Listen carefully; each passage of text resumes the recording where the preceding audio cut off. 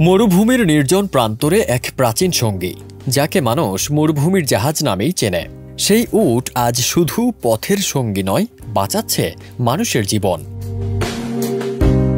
বিজ্ঞানের গবেষকরা করেছেন এক চমকপ্রদ আবিষ্কার।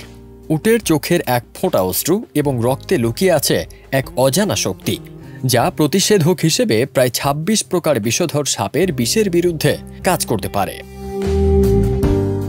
বিষধর সাপের কামড়ে প্রতি বছর বিশ্বের অজস্র মানুষ প্রাণ হারান, কিন্তু এখন সেই ভয়াবহ বিষ প্রাণ কেড়ে নিতে পারবে না। মৃত্যু থেকে বাঁচাবে মরুভূমির এই জাহাজ।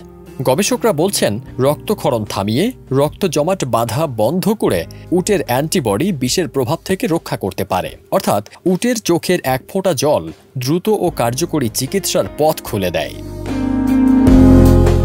এখন শুধু চিকিৎসা নয়, উটপালকদের জন্যও এসেছে নতুন আর্থিক সম্ভাবনা। ভারতের যোধপুর ও জয়সলমের মরুভূমির উটপালকদের কাছ থেকে সংগ্রহ করা হচ্ছে উটের রক্ত ও চোখের পানি। এর জন্য তারা পাচ্ছেন মাসিক বেতন।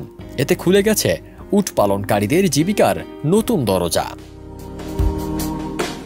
গবেষকরা জানান, উট এখন শুধু মরুভূমির বাহন নয়, মানুষের জীবন বাঁচানোর অংশীদারও বটে। ক্লিনিক্যাল পরীক্ষায় অনুমোদন পেয়ে শিগগিরই এই প্রতিষেধক সবার কাছে পৌঁছে যাবে। আজ উটের সেই ক্ষুদ্র বা সামান্য অশ্রু বাঁচিয়ে দিতে পারে মৃত্যু পথযাত্রী মানুষের জীবন। যে উট মরুর তীব্র রোদ আর ঝড়ের প্রতীক, সেটি এখন মানুষের বাঁচার আশার আলো। মরুভূমির এই নীরব যোদ্ধা পৃথিবীতে নতুন দিশার আলো নিয়ে এসেছে। ফারদিন সানি, দেশ রূপান্তর।